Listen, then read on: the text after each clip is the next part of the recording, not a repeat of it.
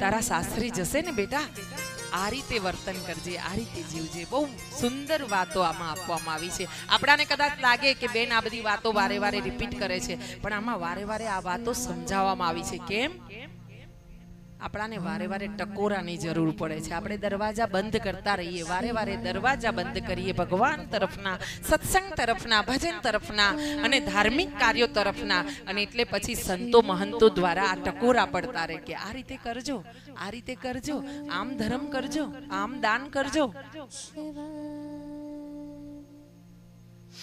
અહીંયા બતાવવામાં આવ્યું છે કે માં પાર્વતીને વિદાય દેવામાં આવી છે ને ભોળાનાથ પાર્વતીને લઈને પોઠિયા પર બિરાજમાન થયા છે, કૈલાસ પર ગયા છે. અને દૂર સુધી હિમાલયે નજર કરી છે મેનારાણીએ કે પોતાની દીકરી જ્યાં સુધી દેખાણી ને ત્યાં સુધી જોઈને માં મેનાએ અશ્રુ ભરી આંખે પોતાની દીકરીને આશીર્વાદ દીધા છે. જા દીકરા.